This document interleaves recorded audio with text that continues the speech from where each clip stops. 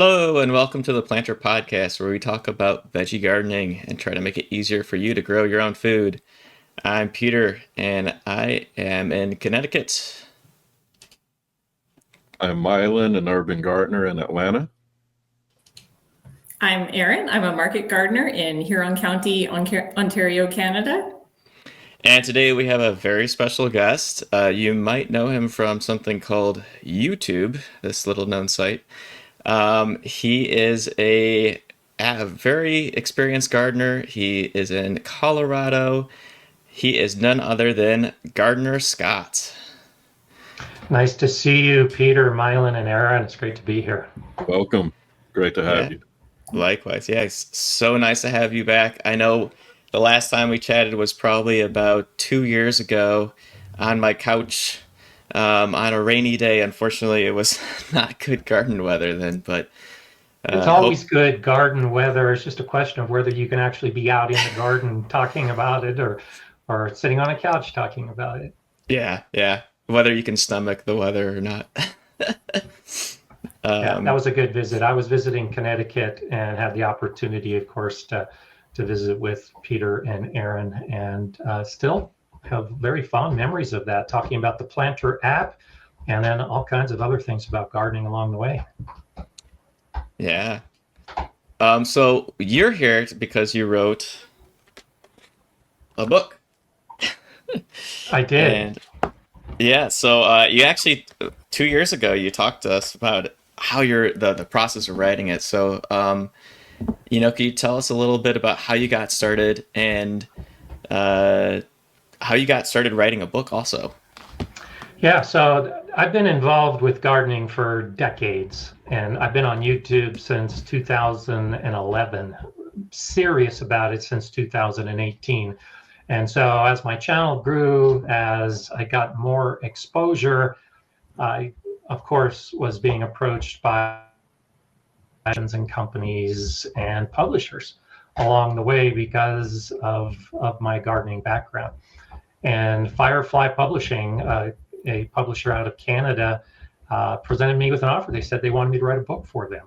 And I had thought about writing a book for a long time. I've had a lot of my followers encourage me to write a book over the years. And raised bed gardening is just one of those things that I think really can provide benefits to most gardeners. It's not the magic bullet. It doesn't solve everybody's problems, but it really can make gardening easier for a lot of people, particularly in challenging environments like I have here in Colorado. And so it was relatively easy to come up with the idea of writing Gardener Scott's Guide to Raised Bed Gardening. It just took almost 2 years to actually write it and edit it and do the layout and do the publishing and printing. So it is quite a lengthy endeavor from that initial thought that, oh yeah, I'll just write a book, and then actually sitting down and making it happen. That's amazing. It's a long process for sure. And yeah. So what were some of your goals in writing the book? Like, what were some of the key things that you wanted to convey to gardeners, especially gardeners that might not be familiar with raised bed gardening? And so my overall goal as a gardening educator is just to let everyone know that you can be a gardener, but that it's not easy. You have to educate yourself, you have to do some research, you have to learn about your own individual gardening space and figure out what works best for you. What I see on YouTube is so often the most popular channels will say, do it this way, or this is the tip and trick that works. And that doesn't necessarily work for everybody. If you look at this round table, we've got Connecticut and Georgia and Colorado and Canada, but yet we're all gardeners. And so I really wanted a book that could be suitable for everybody, regardless of where you live. And the book is being published in Canada and also in the UK. So it is available to a number of different gardeners. And the way I wrote the book and the way the book reads, and you can certainly, I look forward to your perspective as well, is that it's not just about raised beds. It's about gardening. It's about planning. It's about all of the steps that are needed to have a successful garden. But if you have some challenges, or if you want some advantages, raised beds might be the answer for you in your specific garden. So as you've read in my book, there's a lot of general information that is suitable, and it covers everything from start to finish in a garden. But it does have that focus that if you choose to use a raised bed, here's how you can do it, or here's how you might consider moving forward as a raised bed garden. I was going to ask, so we've been following you for a while. Tell us a little bit about how you got started in gardening, and particularly how you kind of learned and got started with raised beds. So I've been gardening for a long time. I first really started gardening when I was a new father. My kids were young, and it's like, oh, I'll have a garden, and the kids can go outside, and we can harvest our own crops. And that was almost 40 years ago when I first started doing that. I don't come from a family of gardeners. Neither of my parents gardened. My neighbors didn't garden, so it was all new to me. And it was a lot of experimentation because I didn't know what I was doing. Well, I had a career in the U.S. Air Force, and when I retired, I was looking for those things that you do after you have had a long career and are thinking about retirement, and I discovered the Master Gardener program.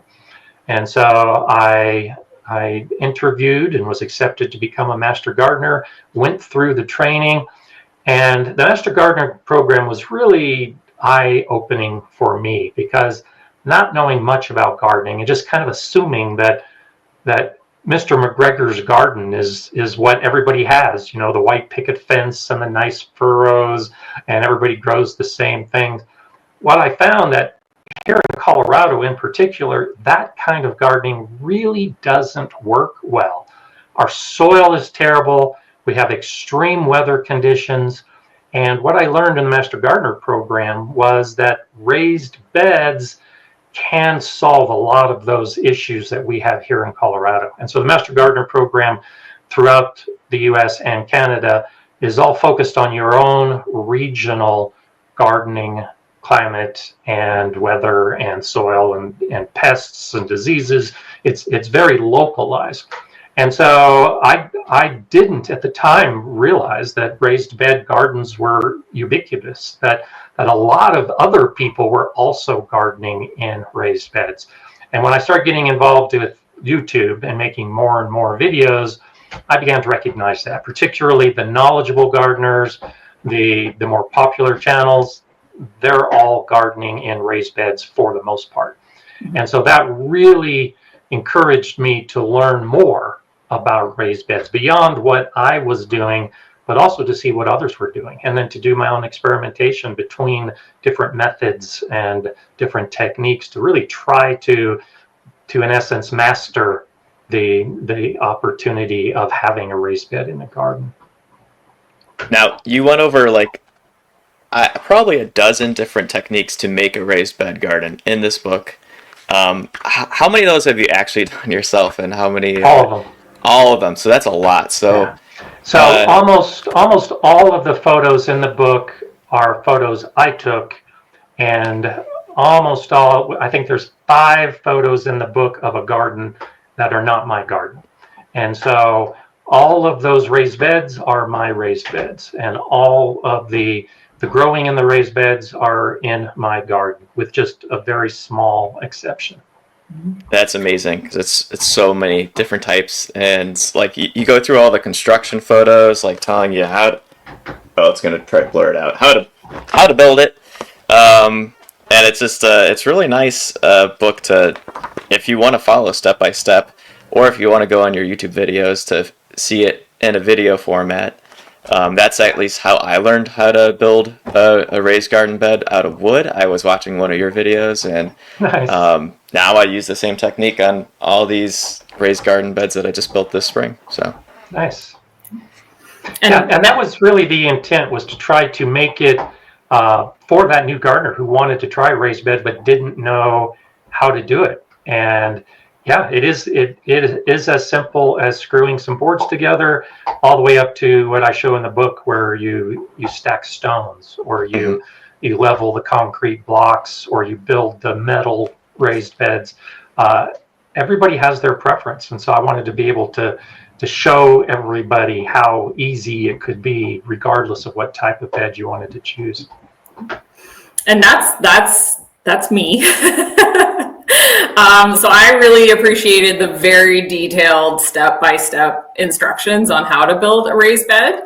As passionate as I am about gardening, I'm not particularly handy. I don't have, a huge wealth of tools. So that's, one of the reasons why I've only done a very minimal raised bed gardening in beds that my dad built for me. But looking at the instructions, I honestly felt like some of the models, like the basic wooden raised bed, it's like, oh yeah, I could do that. I could go to the hardware store and get those materials, and that's within my capability to do. So I really appreciated that, and that was inspiring that I could potentially build some of my own raised beds. With the market gardening, I do a lot of in-ground gardening, but there's still a lot of use cases for raised beds, even if you do some in-ground gardening. So herbs is a great example. Like, that's what I primarily had used them for at my previous place. Was I had these really beautiful herb gardens. It helps to contain some of those unruly plants like the mint and the catnip and the oregano and things like that. And also some plants that need really specific soil conditions, like, blueberries or ginger or things like that it's just really hard to achieve in ground. So I think even if, you're familiar with in ground and it works well in your soil, there's still a lot of use cases for raised beds. So I appreciate feeling capable now that I could actually do it myself without calling on reinforcements. Well, that's good. Thank you for saying that, because that really was what I was hoping that gardeners could find in my book, because it is easy. It can be intimidating. The idea of starting a different type of gardening method and building your own bed really can be a challenge for a lot of people. But I'm glad you said that, Aaron, because it is easy once you set your mind to it, and if you have a guide that actually helps out. Mm-hmm. So Aaron talked about how easy, how many different methods and how easy. One of the ones that you covered that I really like is the concrete blocks and the wooden boards. On that one, you don't even have to screw them in, right? But you took it from there all the way to the ultra fancy poured concrete. I think between that one and the brick, those are the two most advanced and really, really stylish. So if money were no object, which material would you choose if you were building out a garden? And so it took me a while to reach the point where I could build a stone raised bed. And so, of course, I started, like most people, with the simple wooden raised bed. It's inexpensive, it's easy. From there, I moved up to the concrete block beds, where you just put them together and level them. That's easy. Then I got a little more industrious and started doing the metal raised beds, and really liked the metal raised beds, and have been doing more and more of those. And then I began the effort to build the stacked stone raised beds, and I love them. They aren't any more efficient than another type of raised bed. They really don't offer any particular benefit, but they just look so good, and they cost more. It's a lot more to buy stone and then spend the time to stack it than it does to buy a couple boards and nail or screw them together. So with money as no object, I would continue moving in that direction with more stone and more beds that are really designed to become a focal point in the garden. And I talk about that in the book as something to aspire to with the raised beds is go beyond the functionality and actually make the raised bed a visual component of the garden. And that's where I think the stone comes in. It's a little costly to buy a few thousand pounds of a rock and then take the time to put it all into that format that it has the aesthetic appeal. It is. They are really beautiful though when done well. Yeah. I was just thinking about that costliness. When I've been digging the fence around my new garden, I've, surfaced a ton of rocks. I've been growing mostly rocks, actually. I could probably build a whole raised bed out of them. There you go. There you go. I just have them piled in a big pile right now. I could just make something. And it doesn't need to be a big raised bed. Like I talked about, a raised bed is just an elevated location with a focus on growing in it. And so even if it's just a single row of the bigger rocks, you can do it. Yeah. I mean, one of the downsides to something that's like organic, like stone, is that you don't have that perfect 4x8 that you can, interchange all of your covers on and things like that. So do you size with these stone beds? Do you size them so that you might be able to fit it kind of around the inside portion, or do you just say, okay, this one's not going to have any covers? Yeah, so what I've done with the design of my beds is to match the material of the bed with the function of the bed. Mm. And while all of the beds are interchangeable, the 4-foot by 8-foot wooden raised bed is just so easy to grow a vegetable garden in. I show that in my book. I've got, the very in-depth planning guides where you can literally plan out every square inch and grow plants in a nice grid that's 4 feet by 8 feet. And I follow that same basic pattern in my metal raised beds as well. They are sized. I've got hoops and I've got covers and I've got everything sized to those beds for my vegetable gardening. Because the thing about vegetable gardening, particularly in Colorado, if a hailstorm rolls across, you need to have your plants protected. If there's a frost that is, unreasonably early, you have to do something to protect your plants. And so having the sized beds with the appropriate covers that are also sized to that bed really does help extend the season. It really does make sure that you're more likely to have success in a challenging climate like I have. But with the other beds, particularly the stone raised beds, I am not using those primarily for the vegetable gardening. I'm using those primarily as something that just really looks good. And I'm growing perennial flowers, I'm growing annual flowers, and I'm not as concerned about the weather patterns when I'm dealing with the native perennials and the plants that would normally do well during the growing season for me. So, the nice thing to building stone or rock or any of those type of beds is you can put them in any shape you want. And so I have shaped my stone beds to really create a pathway, like an entrance into my pollinator garden, into my cutting garden. And the bed with its curves actually draws you in without you even realizing you're being drawn into the garden. So that's a whole other perspective in sizing and building a bed, is figuring out what the purpose of the bed is and then matching that. And not all the beds have to be used for vegetable gardens, and they can be used for the flowers or the grasses or the herbs or whatever else you want to be using in that bed. The spiral herb bed was one that really caught my eye for perennial herbs. That's definitely what I got to find some space for. But it doesn't require that much space. That's the nice thing about the herb spiral is the one I show in the book. When I built it, it was really only about 5 feet wide. So in a space of 5 feet by 5 feet, and it rose up to about 4 feet tall. And so that's a relatively small footprint. And, yes, it takes some preparation and it takes some time to stack the stones and to get that height. But don't let the space stop you. I'm sure you've got a 4 foot by 4 foot or a 5 foot by 5 foot space in your garden that you could throw in an herb spiral. And yeah, absolutely. It looked like it would be really, really productive too.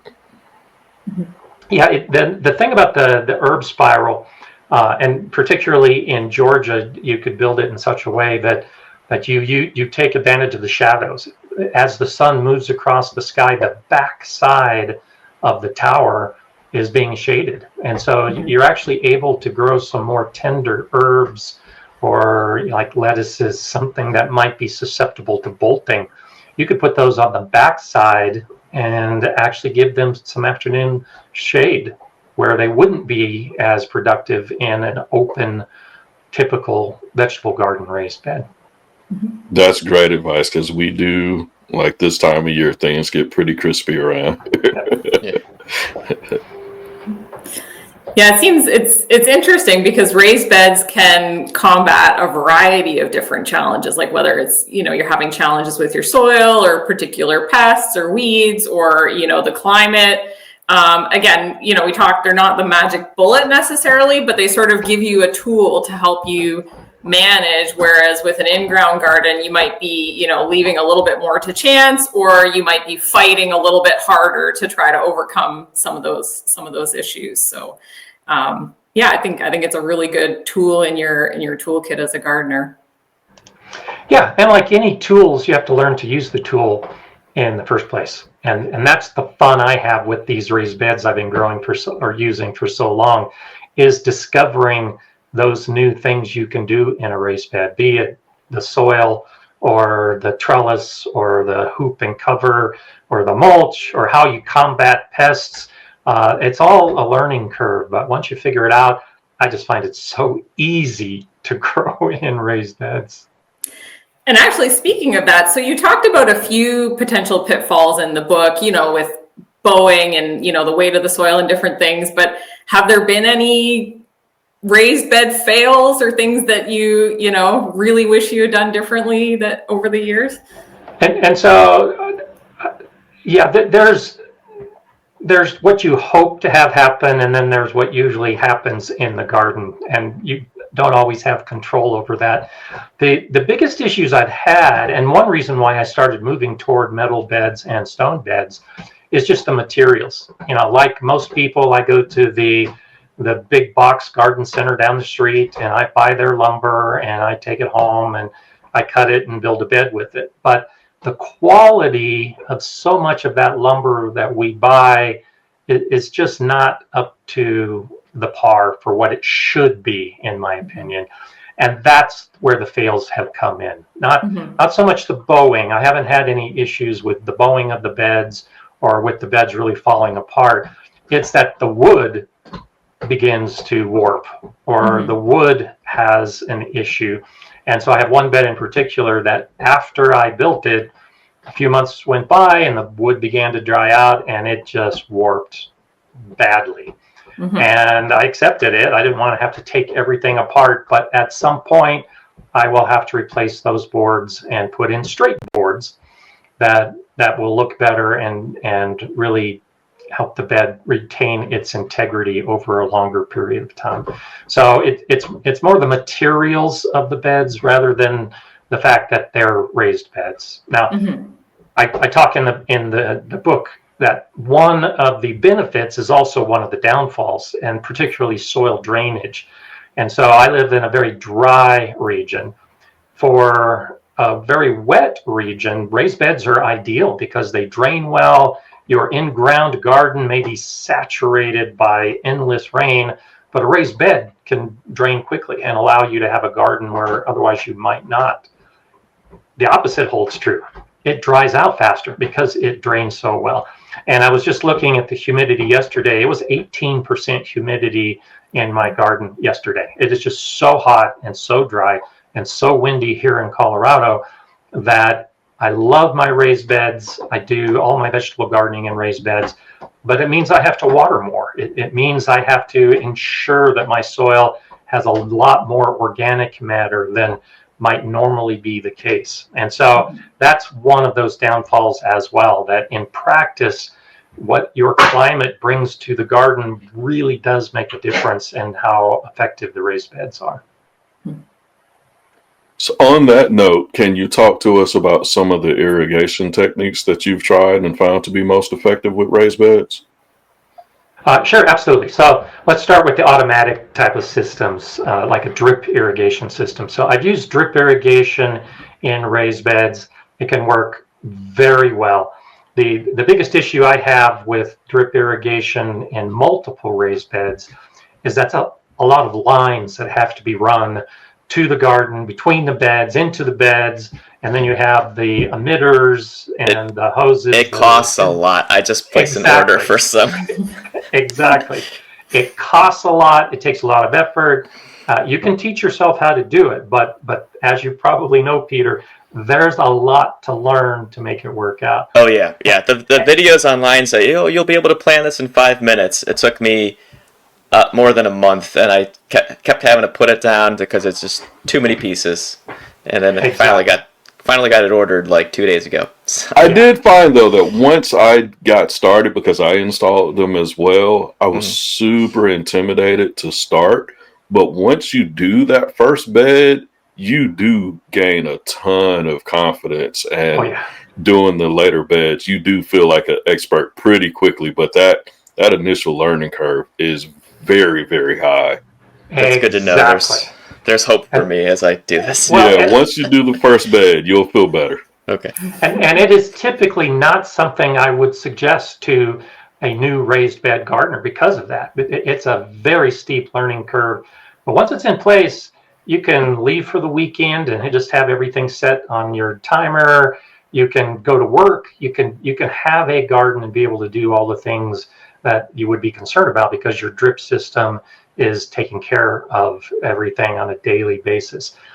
The biggest issue I have had with using drip irrigation in raised beds is that I like to experiment. Every year I try something different. I don't do rotation of my beds because I'm amending my soil. Crop rotation really isn't necessary, but I try different things in different beds at different times. And I do succession planting. So the beginning of the season might have one set of crops and the end of season might have another set of crops. And so if you've set all your drip emitters up for the one crop in that bed, now you have to redo everything later in the season, or you have to redo everything in the next year. And so what I used to do was actually just have a system that would be set up for, let's say, peppers. And when I was done with the peppers, I would just unplug it, hang it on the wall in my shed. And then the next year, because all of my beds were 4 feet by 8 feet, I could just stick that same drip emitter system into a different bed, wherever it was I was growing the peppers. Again, lots of planning. You really have to think about what you're doing. And so what I have evolved to is that I don't need it to be that easy personally. I like getting up close and personal with my plants. And when you take that automatic approach, sometimes you miss that first pest that shows up on a leaf, or you miss the disease that's just starting to get a foothold in your garden. And so I hand water. I'm out every morning, sometimes twice a day in the summer, watering, inspecting my plants, seeing what's happening, gauging the health level of my soil and the health level of my plants.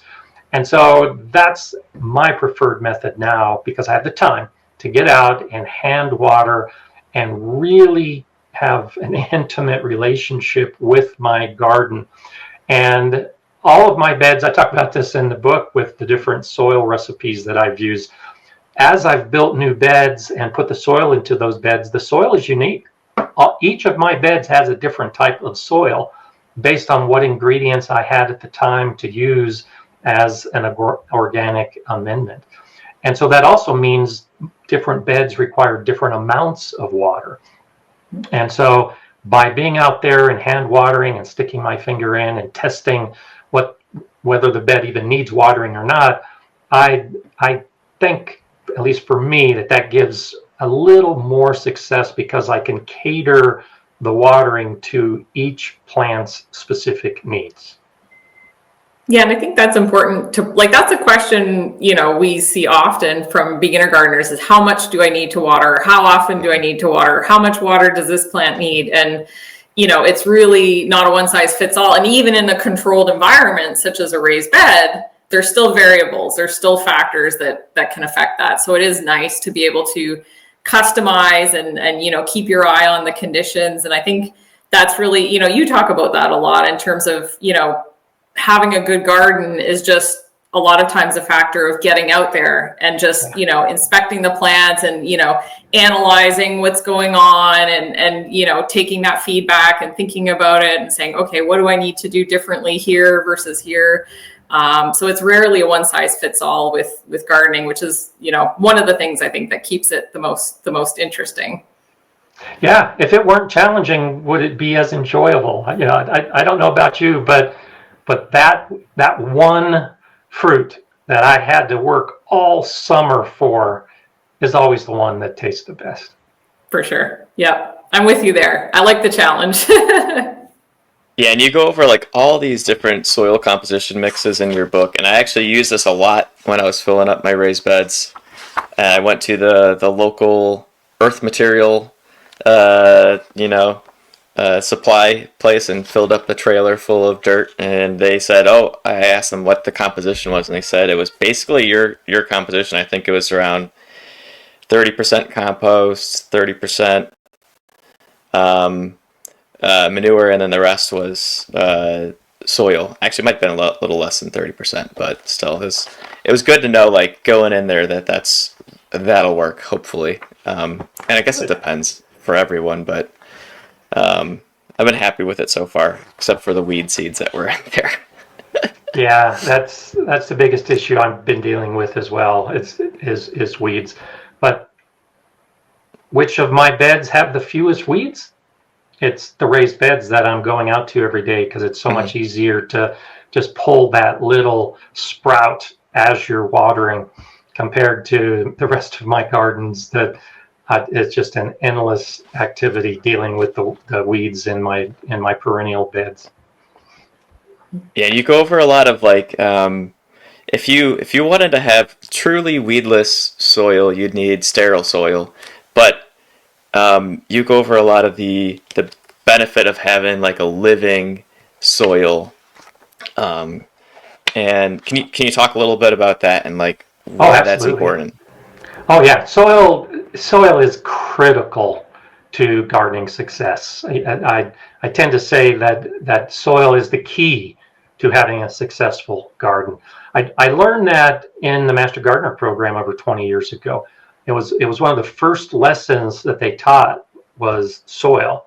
And the instructor from Colorado State University said that more than 80% of the problems we have in our garden can be attributable to the soil.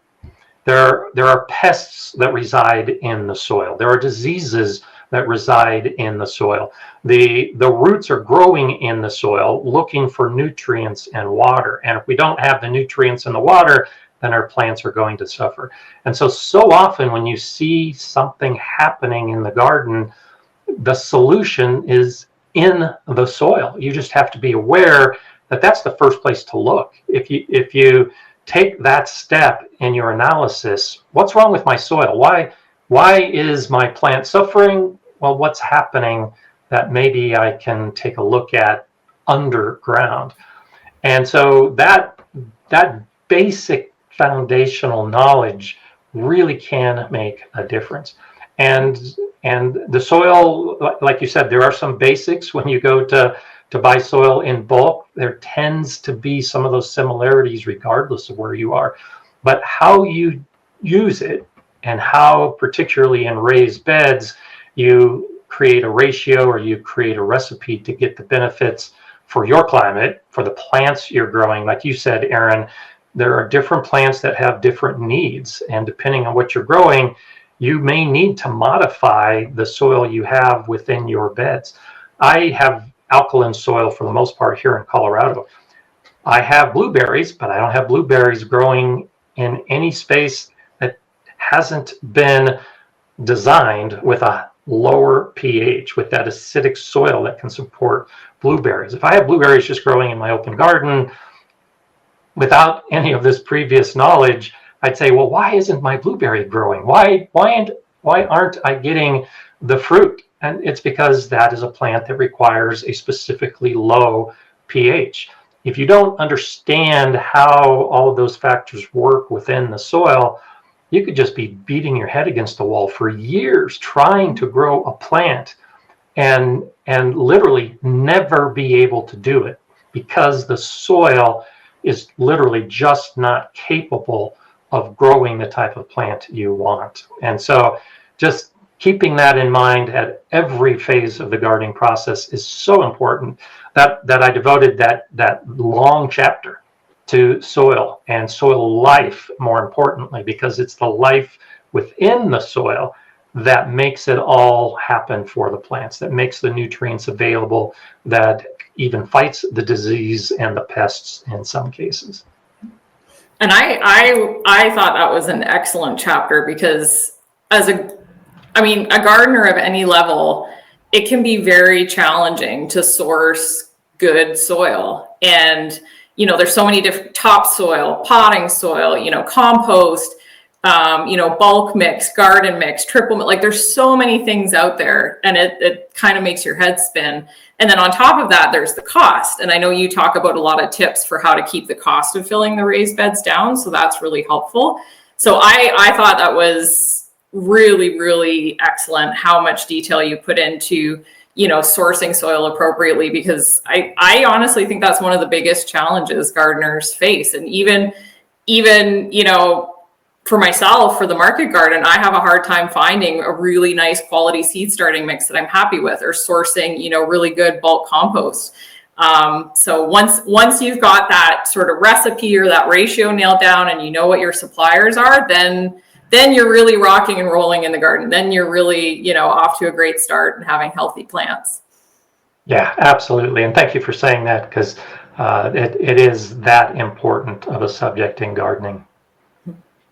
And you hear all these horror stories too of, people getting some contaminated compost or contaminated topsoil. And, that's just awful. So to kind of catch that ahead of time and know the questions to ask, it's really important. So Aaron, you just started a market garden this spring. Did you have like a truckload of amendments come in, or what did you do? No, I wanted to. So that's the thing. I'm still in that conundrum. So there's not a lot of good bulk compost suppliers in my area. There's one that's a few hours away, but the cost of trucking it is really, really prohibitive. So right now I'm just on a mission to make as much compost as humanly possible. So our neighbors across the road, they have a chicken farm. So they were kind enough to donate some of the chicken manure. And then I'm putting in, dried grass, leaves, veggie scraps, plant scraps, as much as I can get my hands on. So that's what I'm working on right now. But if I could find a good local bulk compost supplier, I would just be singing, because our soil here is very sandy. And that's the beautiful thing about compost, is whether you have clay soil or sandy soil, compost is kind of the remedy for each of those scenarios. So, and actually one of the things I learned that I did not know was the organic matter by mass versus the organic matter by volume that you talk about in the book. I honestly never realized that. I had always heard the organic matter by mass, the 5%. And just kind of, ran with that. I did not realize the conversion to the volume and how different that is. So that, again, a really, really insightful chapter for me, for sure. Well, thank you. Yeah, and I'm glad to hear you say that, because that was one of those sections that was difficult to write, to make it understandable, because it got a little technical and there's a lot of math involved in particular. But that also helps, because I could never understand why you would have like Mel Bartholomew that was advocating having such a huge ratio of compost and peat moss. And then you'd have universities that say a good soil is only 5% organic matter. And so it wasn't until I started doing some research and seeing the charts that actually show that correlation between the mass and the volume that the light bulb went on. And it's like, oh yeah, makes perfect sense once you know what it really means. Yeah, no, really, really eye-opening for sure. And I think, again, the soil is one of the reasons, like, you talk about how raised beds are, proven to be more productive as well than in-ground garden beds for the area. And I think it's because of the control of the soil that you have. And when you get that soil mix really dialed in, you can just be that much more productive on a much smaller scale. So that's also really good for people who are growing in a smaller, footprint. They can still get that, high productivity. They can go with that intensive spacing and not, have the plants suffer. Yeah, absolutely. And that's one of the top benefits of raised beds is the soil. I talked about that in the book. If anyone asks me, I say the same thing.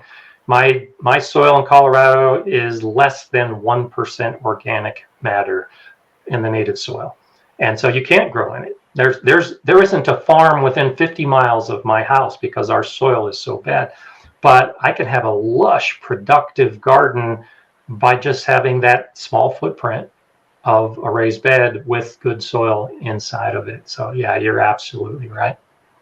Another chapter or section that I also found really interesting was where you talked about planting and the plant spacing and all the different options and how you can condense that and work with, really intensive spacing. That was also really eye-opening in terms of how you can really play with the spacing to get the maximum yields out of your garden. Again, I've seen different resources try to explain that in different ways, but I think that was one of the most thorough and detailed and flexible explanations that I've seen in terms of how you can, play with the spacing to suit your needs and to get as much productivity as you want, but then the trade-offs with, the effort. Nice. I'm glad to hear you say that. That was a fun section to write. All of those diagrams, that are in the book, and all of the figures I hand drew. So, Wow. To try to explain it to my editor, I had to take graph paper, and I had to then put all those little dots and put all those little circles. Of course, I was able to send it to the publisher, and they had graphic artists that were able to actually make it look better than my hand-drawn designs. But that really was fun to actually say, well, I do this, so now let's show how I do it to other people, and take my graph paper out with my pen and draw the picture. And so what you see in the book is not AI, and it's not computer generated. It's actually what I use when I garden. So I'm glad to hear that you appreciated it, because I had fun spending a lot of time drawing all those diagrams. That was a lot of circles. Awesome. Yeah. And I found it very interesting, and it gave me lots of ideas for things to add to the app, and like maybe in the next version of the garden planner, when it's not so grid-like, we could do the equilateral triangles that you've gotten here, and then interplanting is also one thing that I really want to add to the app that that would be currently great. don't have, but yeah, a lot of good ideas in here. Also, I noticed you had I'm trying to find the bookmark for it, but you basically had your sample of your planting journal and how you keep notes, and that gave me a lot of good ideas. I'm like, oh, maybe I could just copy what Gardener Scott's got here. That's exactly those pages. The reason they were printed the way they were was so that you could just make a copy and begin using it. So yeah, by all means, make a copy and use it. That's the way it was designed. So on the lines of the tracking, you covered something that I haven't seen really talked about a lot before, and that's days to maturity versus days to harvest. Give us a little bit more tips on how do you follow that transition and how you're currently tracking the differences between those two and things we can do at home. Yeah, so when you get your seed packet for whatever you're going to be growing in your vegetable garden, the good companies, the ones that include good information on the seed packet, will say the days to maturity or the days to harvest. What isn't as well understood by gardeners is that is usually in controlled circumstances with good soil, good weather, no pests, everything working great. And so when I put in a tomato that I'm expecting to harvest in 80 days, that's a guideline. And I think a lot of gardeners think that that's a hard date. So then when they don't have tomatoes at 80 days, they think they did something wrong. Well, it could just be like many of us in the US have been experiencing, a couple weeks of excessive heat where the plant just shuts down because it's too hot. Or earlier in the season, maybe it was too cool. And so the plant got a late start, even though it had been put in the ground. And so by tracking on a yearly basis, for the most part, what is actually happening in your garden, you can begin to see trends that you might not otherwise see. And so while you're expecting that particular tomato to be 80 days until you reach the point that the fruit can be harvested, in actuality, it might end up being 90 or 95 days.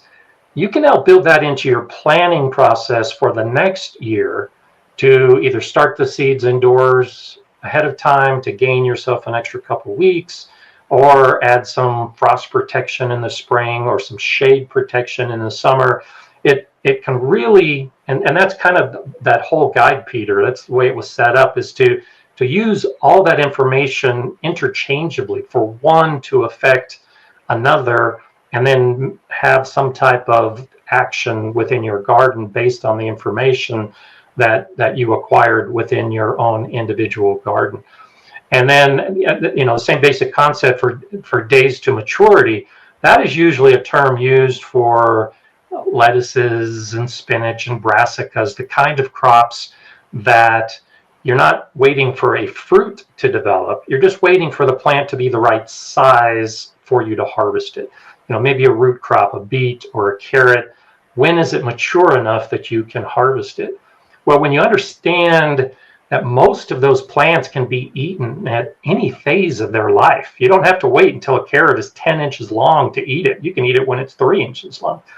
And so keeping track of those kind of things, that if you leave your carrots in the ground for 120 days because the seed packet says it takes 120 days, and then you harvest it and it's like, it's woody, it doesn't have the sweet flavor, this was too long. Well, now you make note of that, so that if you grow that same carrot again, you harvest it at the 90-day point, the 85-day point, the 80-day point, to see if you have a personal preference with the plants that you're growing. And so I think it's a great guideline for what the seed companies put on the packages, but we all garden differently, and we all have different preferences when it comes to what we harvest.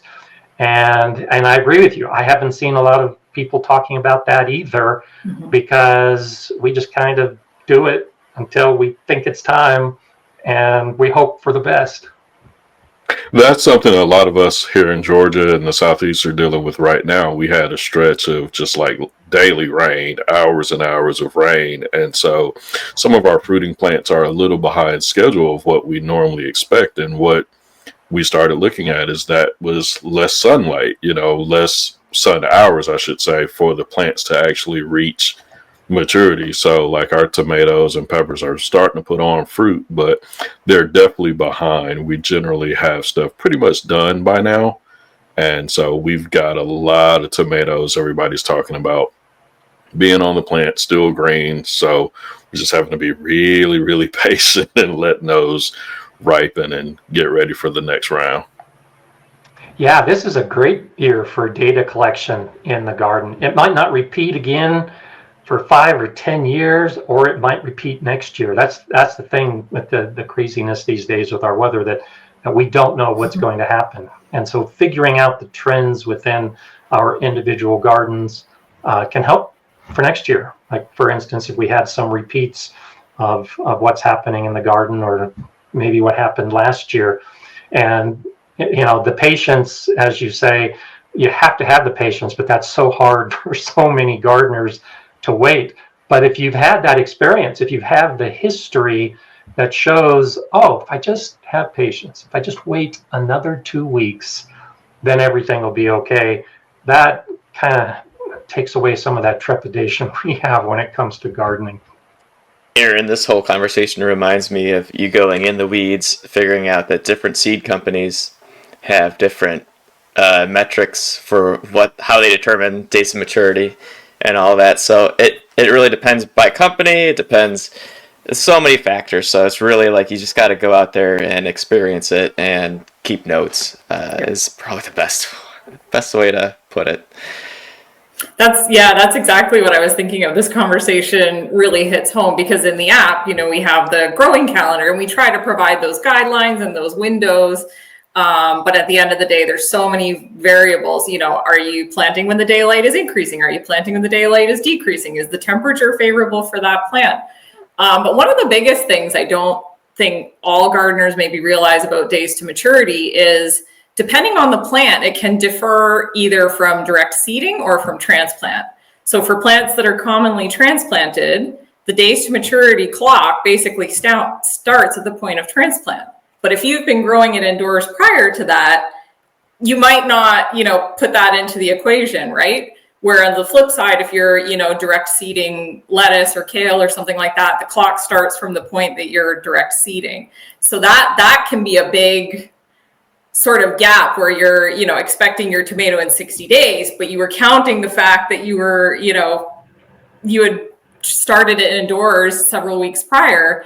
It's going to take a lot longer in the ground to really produce, the first fruit. So there's just so many variables when it comes to the days to maturity. Now, good companies do give more information. They'll say, when we're counting days to maturity, it's from seeding or it's from transplant. Some will even tell you different stages. This is for the baby leaf stage. This is for the full head stage. But again, it's just so context specific, as many things are in gardening.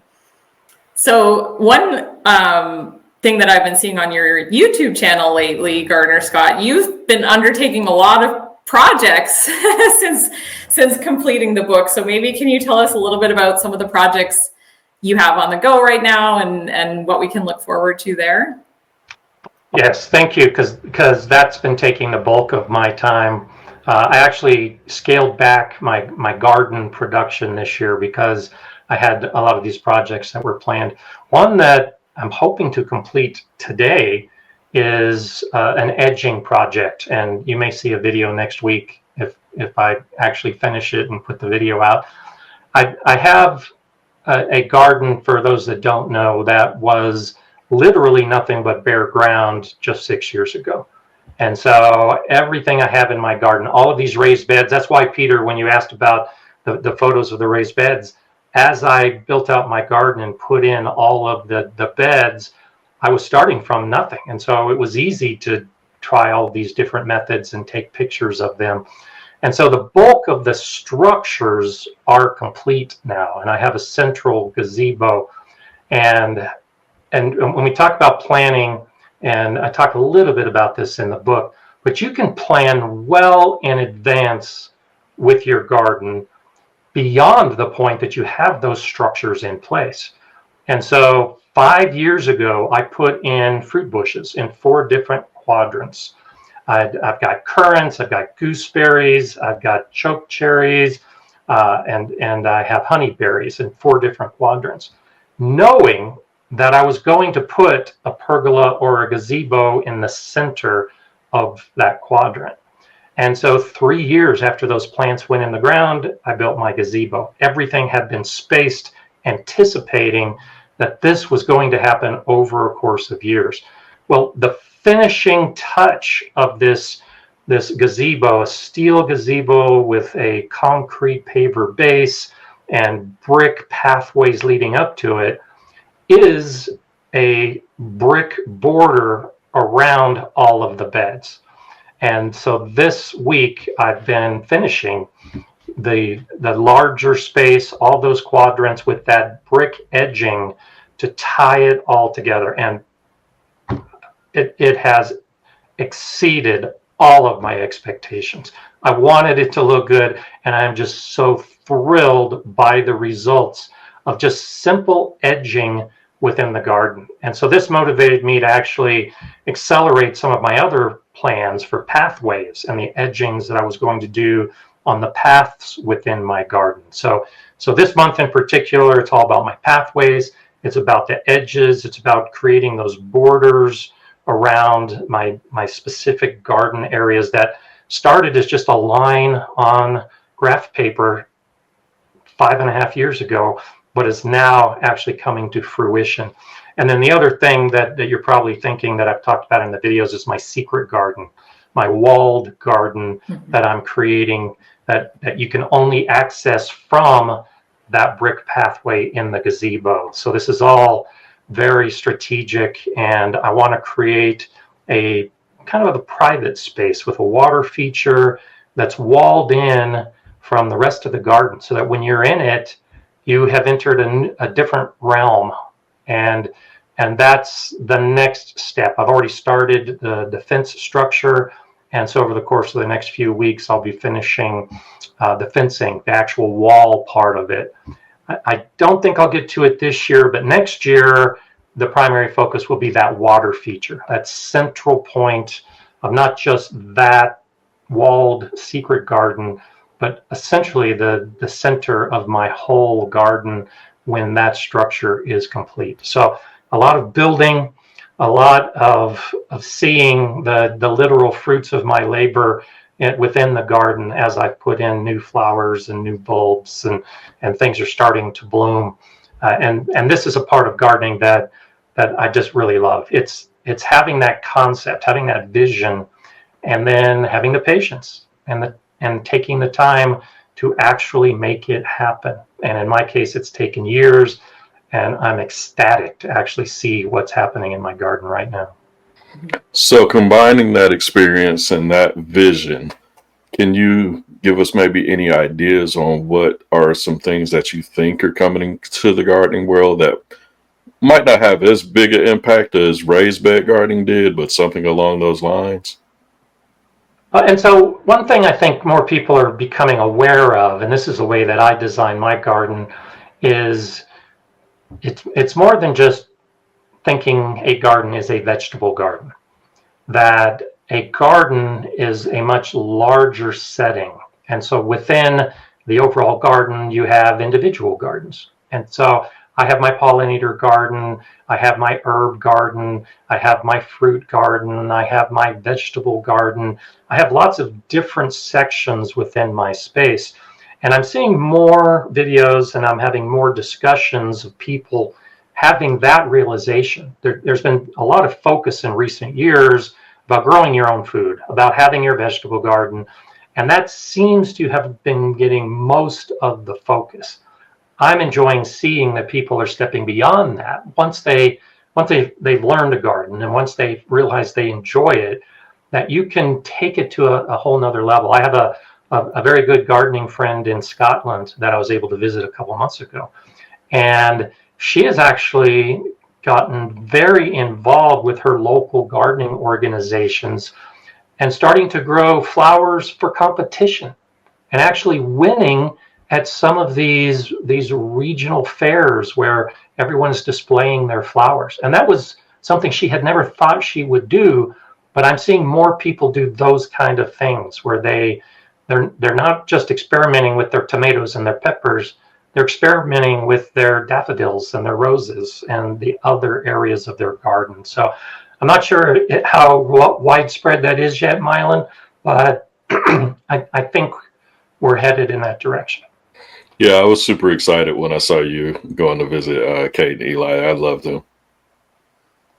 Their garden is incredible. I've borrowed so many ideas that I'm going to use in my garden from their garden, and they're so passionate about gardening. And all of the gardeners I visit, I just love having conversations, because a gardener is just passionate about gardening and wants to talk about it and wants to share not just their successes, but I had a section in the book that actually ended up being cut by the editor, but I talked about how gardeners, we talk about our failures, but if you get gardeners together in a coffee shop, we're talking about the bugs that are eating our plants, and we're talking about everything that's going wrong in the garden, and we have a great conversation. You don't have to just talk about what's going right. And so I think that makes us a bit unique as gardeners is we relish the adversity, because it's an opportunity to learn and try something different next time to maybe make it better. I think that's a great spot to end this conversation on. Gardner Scott, it was great to have you on the Planter Podcast, and hopefully we can have you back again sometime. And where can people pick up a copy of your book if they haven't already? Yeah, so my book is available anywhere books are sold. So you can get it at Amazon, at Barnes & Noble. You can go to your local bookshop and ask for them to order it. It's at the low-cost sites. It's at the full-cost sites. It's anywhere that you would buy a book. Just look for Gardner Scott's Guide to Raised Bed Gardening. We'll put a link in the show notes to a few places you can buy it. And definitely try to support your local bookstore. That's what I did. They were able to get it, pre-order it, and all that. So Nice. it's a great read. It's in full color, and it's plenty long, plenty of information, not just on building a raised bed, but also like growing in it and planning and what to do, even in the off season. So it covers the whole gamut. And I even have a section there where I talk about using apps to Yeah, I plant noticed. your garden. Yeah. I was looking. I was like, oh, this is definitely Planter. He didn't say Planter, but Yeah. we know. Yeah, I was cautioned about putting specific names in the book, but I tried to make it look like I was talking about Planter. Yep. We appreciate that. Well, thank you. I appreciate the time. It's always great talking with you all, and absolutely, let's do it again. We don't have to talk about the book. We can talk about just gardening and have that chat about everything that's going wrong. Like you said, gardeners together can talk for a long time about. And we like talking about the failures. That is very true. Yep. All right, so that was a great episode of the Planter Podcast. I hope you enjoyed it. Definitely follow us, subscribe, and give us a review if you like the podcast. All right, that is it. Bye.